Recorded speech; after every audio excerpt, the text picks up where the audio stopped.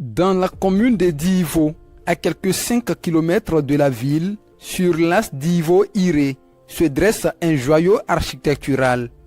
Bâtie sur 3,5 hectares, une cité moderne baptisée Cité Ado de Divo et comprenant 50 logements entièrement équipés, permettent à environ 250 personnes issues de milieux précaires de vivre sans le fardeau du loyer. L'initiative portée par l'honorable Famoussa Koulibaly, député de Divo Commune, a été réalisée par l'organisation ivoirienne pour le bien-être et le développement social, OIBDS, avec le financement de l'association caritative koweïtienne Nama Charity. Dame Ingesan Afoué fait partie des heureux bénéficiaires de ces logements sociaux.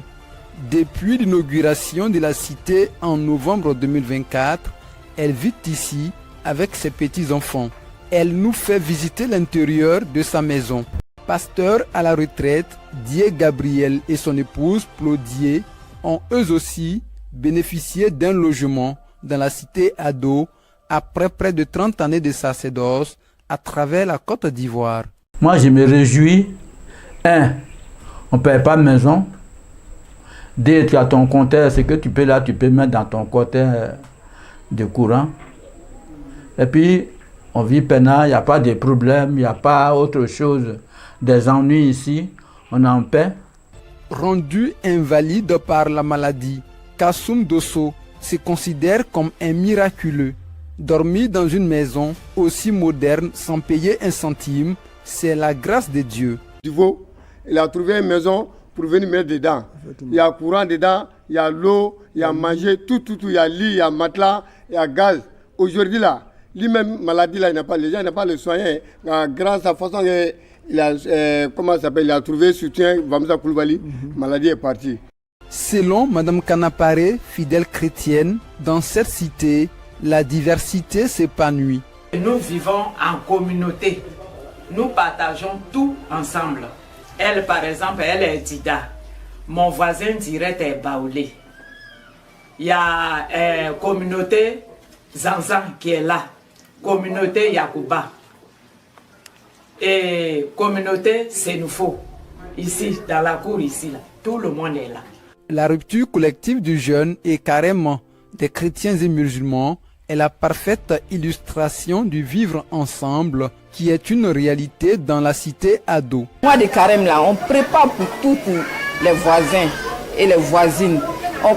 On ne parle pas d'ethnie. À 18h, tu es là, tu vas voir, les gens viennent de gauche à droite, venir couper les carèmes chez nous ici. La cité Ado bénéficie d'un centre de santé entièrement équipé pour assurer des soins de qualité aux résidents. À notre arrivée, une première naissance vient d'illuminer les lieux. La sage-femme radieuse nous présente ce petit miracle pendant que l'infirmier, en pleine consultation, raconte avec fierté comment ce dispensaire sauve des vies. Dans cette cité, l'éducation, premier besoin après le pain, n'est pas en reste. L'école primaire publique de la cité Ado, baptisée EPP Famoussa Koulibaly, offre à chaque élève l'opportunité de s'élever par le savoir. Dans la classe de CM1, Coco Kwame Odilon anime un cours de conjugaison pour ses élèves. Les enfants, concentrés, récitent à leur tour avec ardeur. À quelques pas, Mariette Quadio initie les plus petits du pré-primaire aux joies de l'apprentissage. Une question qui taraude l'esprit. Comment ont été désignés les bénéficiaires de la cité Ado? Le président de la cité nous livre les clés de cette sélection. Dans cette cité, nous avons 50 familles qui ont été choisies par toute la population de Divo, notamment les communautés, les guides religieux de toute obédience. Et puis, il y a eu quelques familles que le comité de choix a pu proposer en lien bien sûr avec les critères de vulnérabilité. Ce projet de la cité Ado de Divo, qui s'inscrit dans le cadre de la politique sociale du président de la République, son Excellence M. Alassane Ouattara, basé sur la Côte d'Ivoire solidaire, est un exemple de diversité et de cohésion sociale qui mérite d'être encouragé et accompagné par tous.